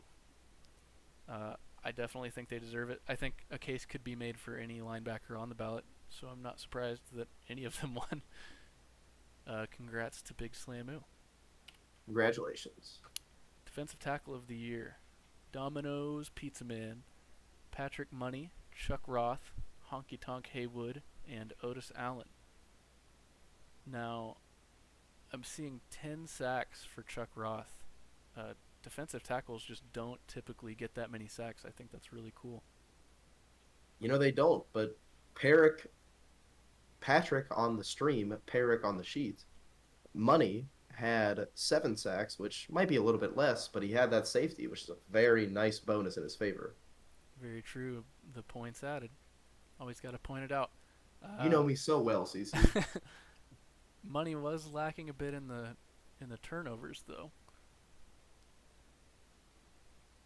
So I don't know. Again, a lot of these people I could see pretty much any of them taking this award. So anyone have anything to add before we check out the winner? No. Let's see who's winning. Chuck Roth with the 10 sacks. I think it had to have been the number of sacks that locked him in for that win. Oh, that was definitely it. As well as the turnover rate above Yep. Money. Yep, very true. All right, defensive end I of the year. apologize. I completely missed these last 2 awards. Oh, you're good. You're fine. Defensive end, we've got Bean Man. Love seeing their Twitter. Leonard Taylor, Demon Jackson, Medicinal Toblerone, and Brick Van Sanzo.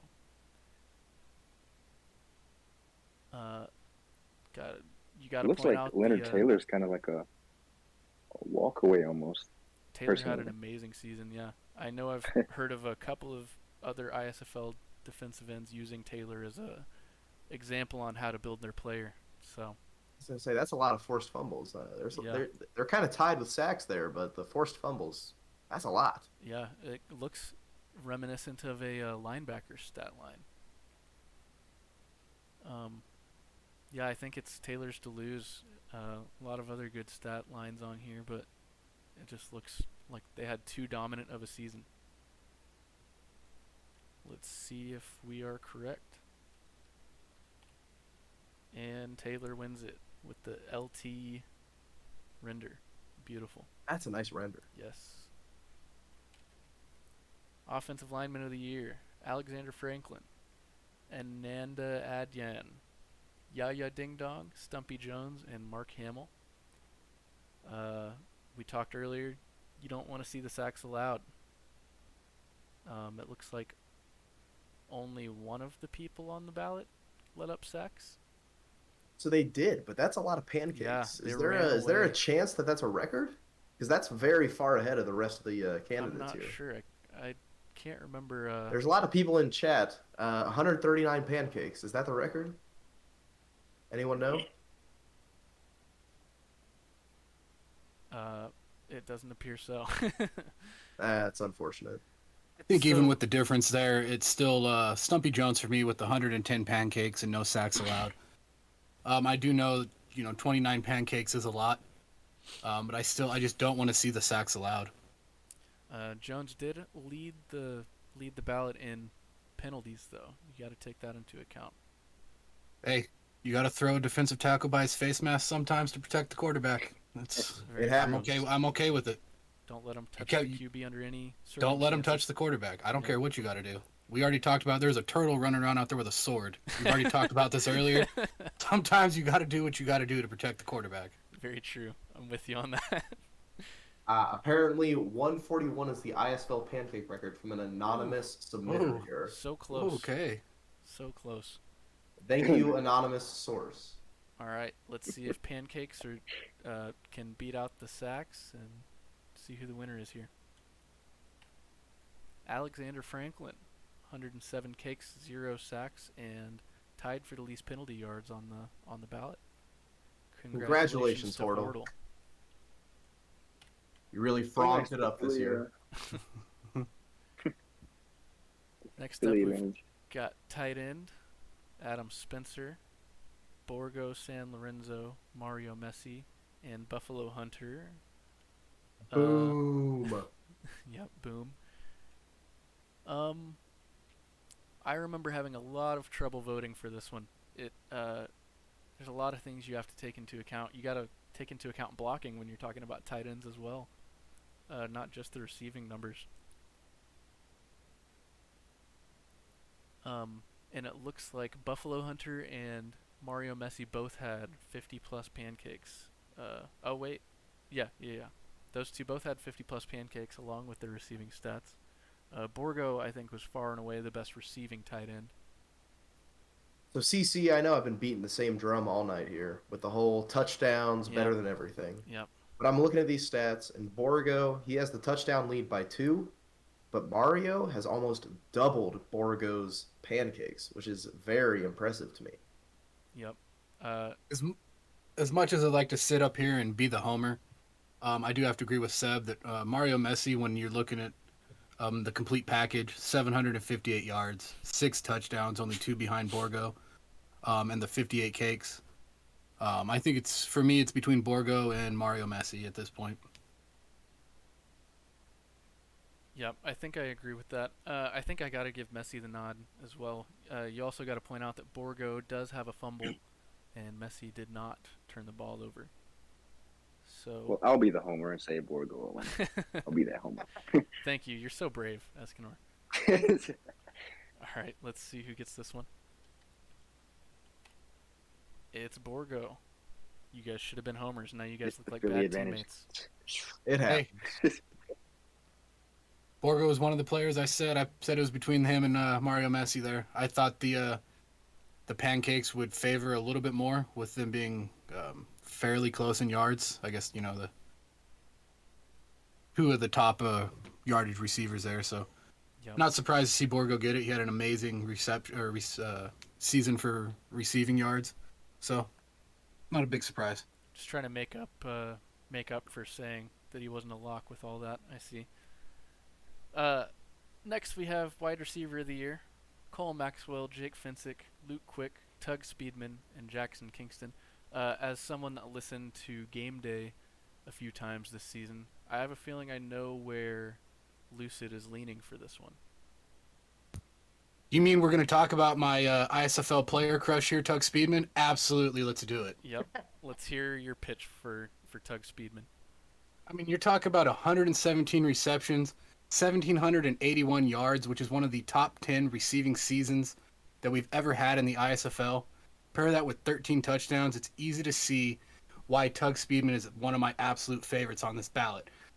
But he is not the only one I am in love with on this ballot. You know why? Because I am also going to take the Philly homestance here, because I think Finsick had an amazing season, and this is not just because I am a Philly player. 97 receptions, 1,673 yards, and 11 touchdowns is nothing to ignore on this ballot. I think that I don't know if you mentioned this, but Speedman also is the leader on the ballot in catch percentage with a full 3.5% higher than the next highest, which is Jackson Kingston. Very impressive year from Lucid's crush. A lot of good seasons here. A lot of double-digit touchdowns. I feel like there's several good pancake seasons from these wide receivers as well. Let's go ahead and see who wins this award. See if it's Lucid's crush. And it is. Congratulations to Tug and congratulations to Lucid. Like I said, I've been calling for it. When Tug Speedman was called to step up and be that number one receiver for New York, I know I've seen some people questioning that, whether he could become that number one receiver. I stood alone on game day saying that I thought he could, And I think here we are proving with that top 10 receiving yards. I believe it is good enough for 6th all time in the ISFL. So congratulations, Tug. Congrats, Tug. All right, running back of the year, we've got Jim the Vampire, Goat Tank, Deadly Memes, John Huntsman, and Zoe Watts. A few familiar names on this ballot, and a couple that I think may be making their first appearance on this ballot. I think that Goat Tank, at least halfway through the season, Goat Tank was far and away most people's leader for this award.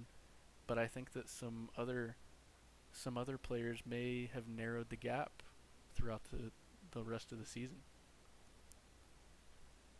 One thing that I think is pretty cool is Jim the Vampire is here on running back of the year with only 264 yards on the ground, but they Putting added in the work in the receiving. yeah game. they added 1250 yards through the air with nine reception or receiving touchdowns as well.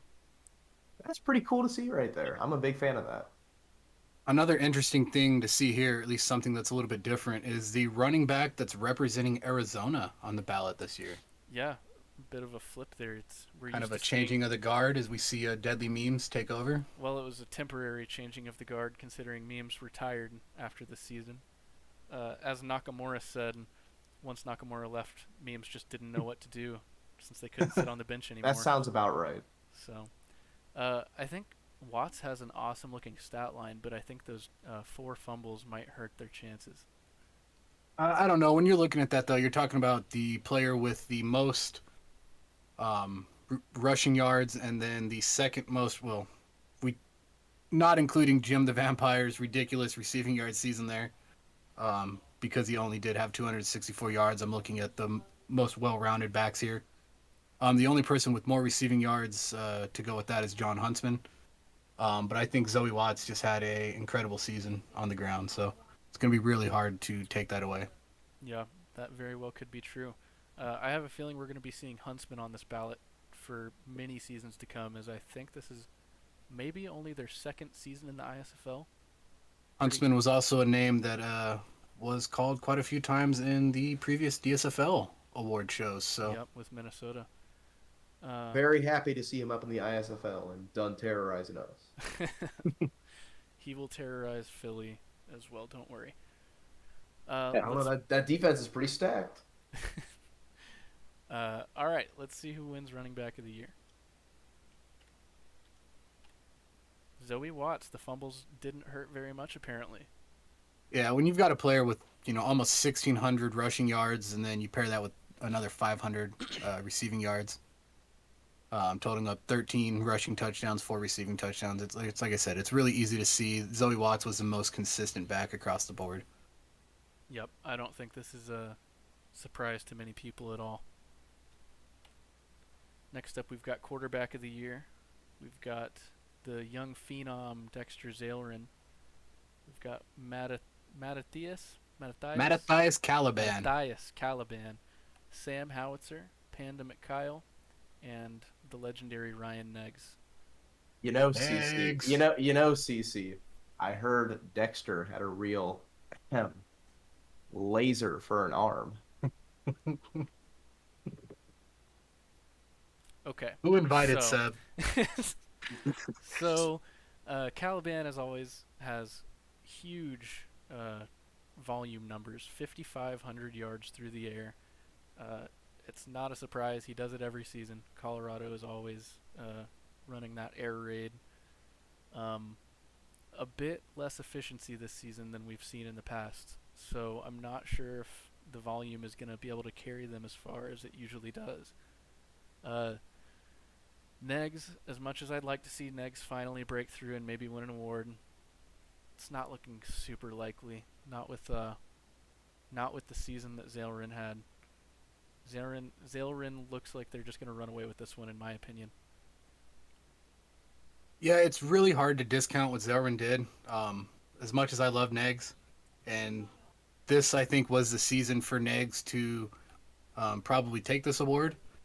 And unfortunately, you had the emergence of Zalerin come in and have the type of season that he did. So I think it's between Neggs and Zellerin if I was picking here. Wouldn't be surprised to see Ryan Neggs walk away with this, but I do have to agree with you. I think Zellerin is the front runner in my mind. Did they leave off Zillrin's passing yards, or am I just blind?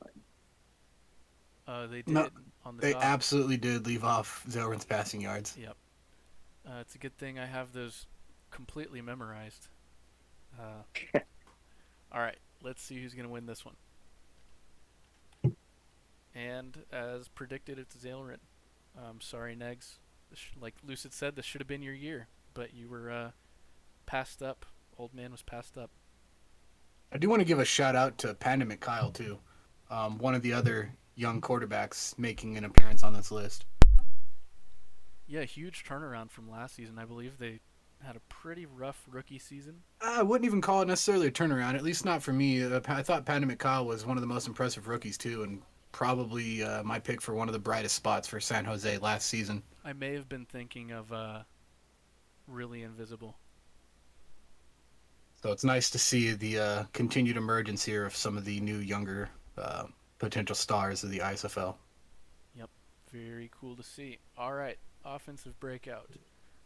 I think that the doc actually works better for these cross-positional awards than the Yes. sheet does. I'm a big fan of it this time. Yeah. All right, we've got Jim the Vampire, Suyu Asui, John Huntsman, Ryan Neggs, and Lonnie Jackson. I gotta say, I don't see Ryan Neggs getting this one. I don't think he broke out as much as He some of the others. he regressed in touchdown. You know, these breakout awards were ones that, as being part of the awards committee for the nominations, these were one of the ones that I think I had the hardest time with arguing here, because what I really wanted to see from the players that I nominated was a huge difference in previous seasons. What I came to find is that some of these other people are not necessarily looking for the giant breakouts, just improvement from previous years. So, that being said, you never know what they're going to be looking at when it comes time to vote here. Yeah, I think that in my eyes, I think Huntsman has the biggest jump. I'd like to take a look at Lonnie Jackson down at the bottom. Jackson had a big jump as well. know, I'm gonna go back to my watering hole here. He went from 3 touchdowns to 12. Are you kidding me? That's insane. Yeah, very impressive there. That's an insane breakout right there. Am I reading this correctly that that Huntsman had 20 total touchdowns? Did I miss that on the running back of the year ballot? A lot of touchdowns. I believe you did. Wow, very Yes, impressive. he did. I'm gonna go with Huntsman. I think Huntsman's my pick on this one. Let's Oh, go ahead. Yeah, I think I'm going with Lonnie Jackson here, as much as I'd like to again give it to Niggs. I'm with Lonnie. Homer picks, I see. 12 to 3 to 12. It's a huge jump in touchdowns, and 10 to the 20 most for most impressive season that they've had so far in yardage. All right, let's see who gets it. John Huntsman. That's pretty well deserved. I mean, 20 touchdowns. Absolutely. Yeah, 20 touchdowns is pretty great. very impressive season. Now moving to the defensive one, we've got Doi Fieri, which is kind of sad that he's on the breakout ballot in his last season. Chithakrius Smith. Classic Doy right there. Yeah, classic Doi. Don't Draft, Willie Miller, and Konstantin Selik. Right off the bat, I gotta say, I think Chithakrius wins this one. They won the their positional award earlier in the show. I'd hardly even heard of them before this season, and then they just broke out and had this crazy 3 touchdown season. You know, looking at this, for me, this is a 3-person award at this point. As much as I'd like to say, like you mentioned, Doy in his last season here, I don't necessarily see this as a huge breakout season for them. I know they had the 5 interceptions, which is the highest of their career.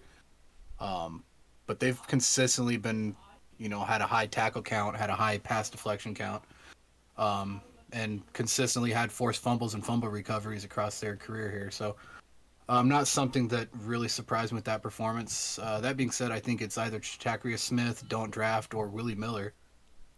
Yeah, so bear with me here because I'm gonna make a case for Willie Miller, believe it or not. Wow. All right. He's not going to trash himself, folks. So if you take, I mean, if you take a look at the stats, he went up in tackles by a considerable amount. He more than doubled his passes defended, Mm-hmm. and he more than doubled his interceptions. And I mean, what do you ask of your cornerback? You ask him to knock down passes and to intercept the ball. See, but points on the board. That's what it Look, really comes look, down to. we're not And looking at the best players at their position. We're looking at players that improved. I'm looking And for improvement in putting points on the board, Seb. you know, And you've used my argument against me, and I'm out of loopholes. I'll go with you. This goes to Chaktharius, or however you pronounce that. You can't pronounce that, really? I think it goes to don't draft guys. Like just going from 5 tackles to 16 tackles, jumping up to 78 tackles, and then getting 2 sacks and a forced fumble and 8 pass deflections. I think that's a pretty big Two jump. really good personally. points. Hey, Escanor, how many points you get for a tackle? Hey. I would like to point out, Pat would like everyone to know that a vote for Doy is a vote for America. So No, it's not. No, it's not. if Doy doesn't win this, I don't know what's going to happen. Let's see who gets it. Chithakrius Smith, as expected, with the points on the board. Now, Offensive Rookie of the Year. We've got J.C. Higgins, who's a wide receiver. Dustin Parmalee, who's a quarterback. Bern DeBrot, who I don't know where they play. I'm sorry. Beniri Tichawama, and Nick Capricolin Jr. Byrne is a wide receiver for the Wraiths, by the way. It's also a rookie, if I'm not mistaken. Well, this is the offensive rookie of the year. Oh shit! I'm so sorry. You're good. I've been up since 2:00 in the morning, guys. Just cut me some slack. I gotcha. Okay, so now I see I could have seen the positions over here on the Google Doc. Maybe I should have been looking over here. I gotta say that offensive line, Beniri Tichawama, that's a really impressive season for an offensive lineman. 90 pancakes and only 1 sack allowed. As a rookie, going against 1,000, 1,200 TPE defensive ends, that's pretty good. Then Higgins with the 1K plus yard campaign as a wide receiver and 11 touchdowns. That's also crazy for a rookie wide receiver. A lot of good seasons here.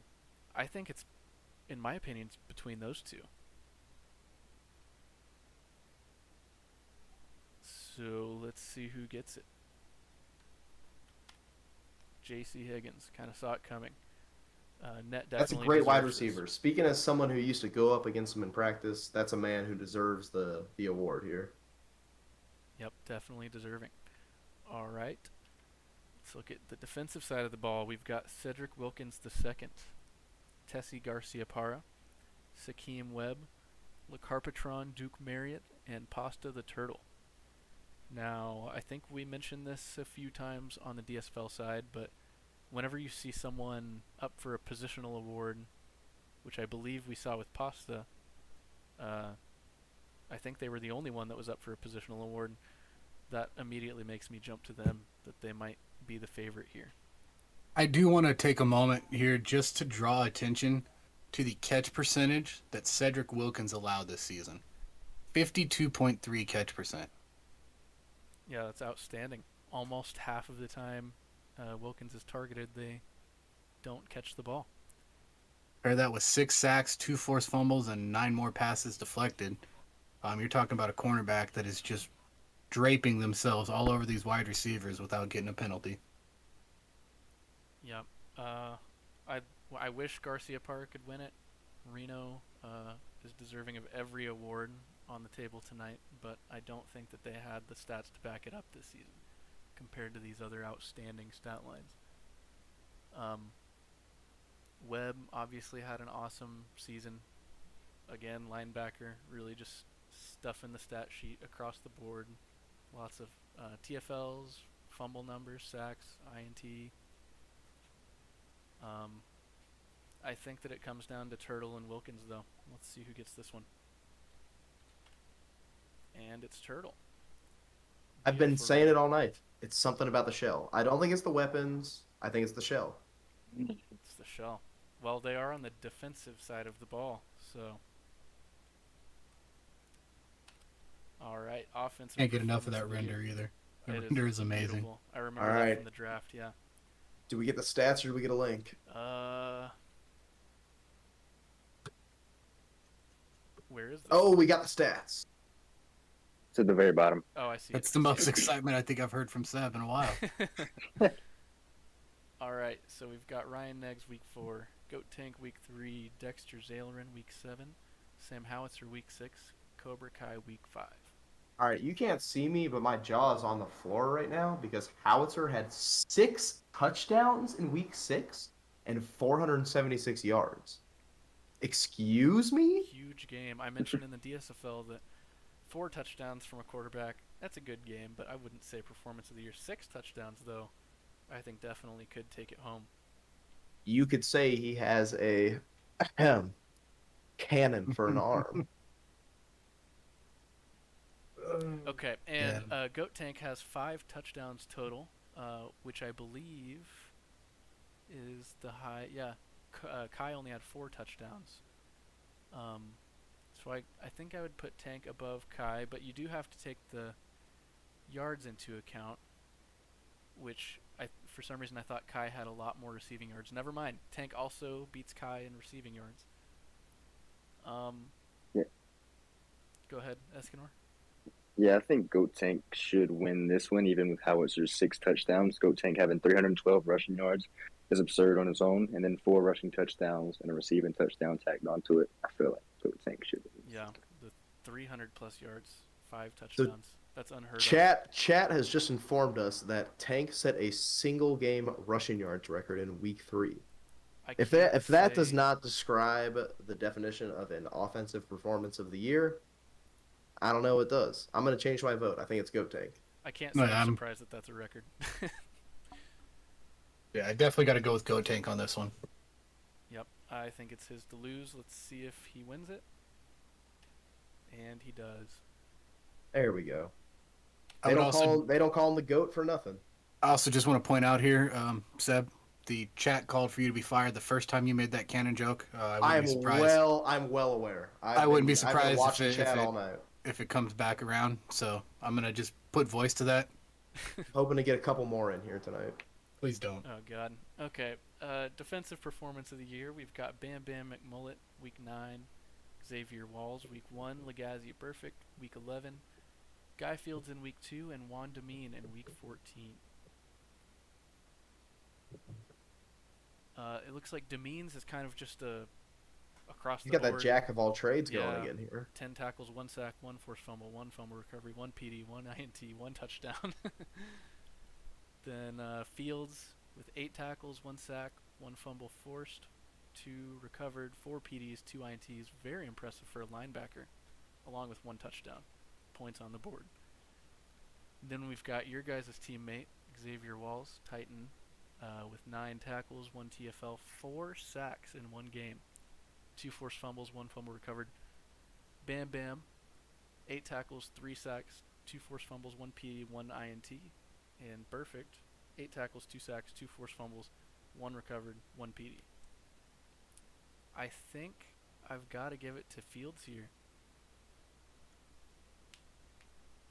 They got the points on the board. They've got 2 interceptions and real solid game in the rest of their stats. You know, this one's really hard to kind of pick here.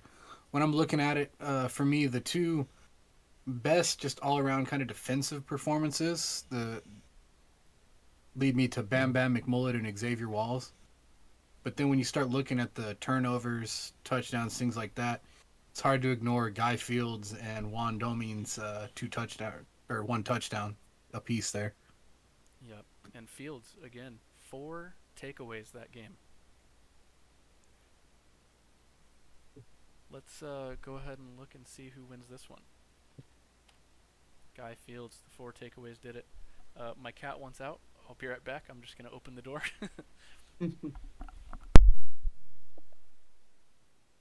Well, he could have at least given us the next slide so we discussed the cannon. Yeah, we could have talked about it while he was gone. All right, looking at You this know. Google Doc. Oh, look at that. All right, general managers of the year. Well, I'm a pretty big fan of Pat and Charlie, dude, myself. I But don't know about you guys. All right, Yeah, I I'm think back. Pat and Cody should win first. is I that for where we're one, supposed to be at? I for one am offended that me and Crody aren't on here. Well, you see, you automatically just disqualified yourself by leaving to let your cat out and not clicking into the next slide. Hey, I clicked Oh. over. I started to walk off, and then I realized I should click it. Um, who were you guys? Who were your favorites for this one? Pat Go and ahead and Cody take was, go, was what take a guess. Take a we were guess who the talking three about of us Pat and thought it Cody. would be. You're talking to three Philly representatives. It I was had a Pat and feeling. Cody we were discussing. I had a feeling. I am gonna say uh, maybe a little bit of bias here, but I'm gonna say D. Walton Laser. Obviously, most people know that me and D. Walt are pretty good friends, but they got a new quarterback in Zalerin and really only had one down year, and they immediately were able to turn it back around.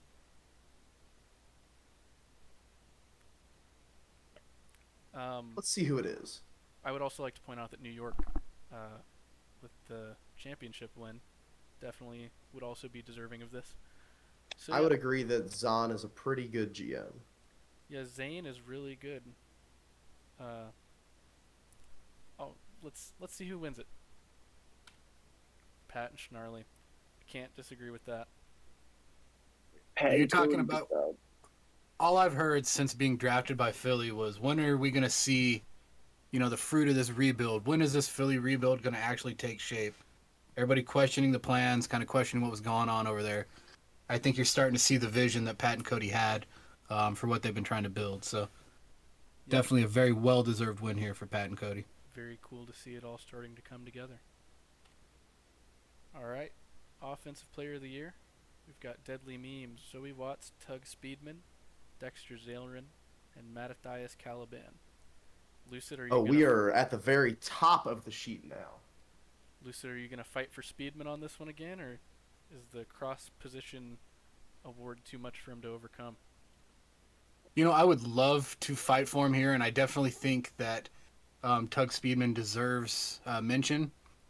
I just think that offensive player and MVP are usually awards that are kind of hard for wide receivers to kind of get that nod at.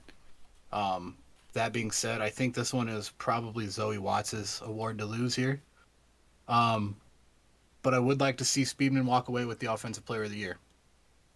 Yeah, I think that Watts and Zalerin are the ones that could win this one, and if it's gonna be similar to the DSFL, I could see Watts taking offensive player and then maybe Zalerin taking MVP. Since That they would like be to my split that. early prediction here if I was to take a guess. Yep. You can't discount Meme's 20 touchdowns, though, I believe it was. I'm not looking right now, but I think it was Yeah, 20 overall touchdowns, 18 touchdowns on the ground, adding 2 more through the air. crazy. Like we mentioned before, Deadly Memes finally stepping up in that change of guard over there in Arizona. Yep. And then, of course, Caliban with the huge volume numbers that Colorado always helps him put up. Yeah, I've always been a big fan of Mattathias Caliban, but the 59.6 completion percentage this year just doesn't do it for me when you've got other guys performing in the way that they have. Yep. So nothing against Pig Snout, but this is, I think, just kind of a down year for him on completion percentage. I'm right there with you. Let's see who gets this one. Watts again. Watts with running back of the Nice. year and That's offensive kind of what player I of the year. kind of what I was expecting to see here. Yep. Same. Like I said, I do think that Speedman should have had some conversation there, but it tends to go offensive player to me always tends to run running back or quarterback. So Yep. All that right. being said, I have a pretty good guess at who is going to take our MVP award. I think I have an idea as well. Defensive player of the year first, though. We've got Big Slamu, Bam Bam McMullet, Rich Triplett, Leonard Taylor, and Juan Demeen. I really wish I could say that Demeen's going to win this one, but I'm not sure. That's a lot of competition. They do have the touchdown, which helps, but so many good seasons from this one. I kind of am expecting Slamu to take it as the linebacker award winner. And there's two players up here that have touchdowns. But of those two players, there's only one other player that added more points onto the scoreboard, and that's Damien with the Yep, safety. very true. Number one in points on the ballot. But if they weren't able to overcome Slamu in the linebacker of the year, I can't see it happening No, here. I got to agree with you. I think this is between Slamu or Triplet at this point. Yeah, And I think you're probably leaning the correct direction. I think the voters, like we've mentioned so many times before tonight, tend to lead or lean towards linebackers. yep, stat sheet stuffers.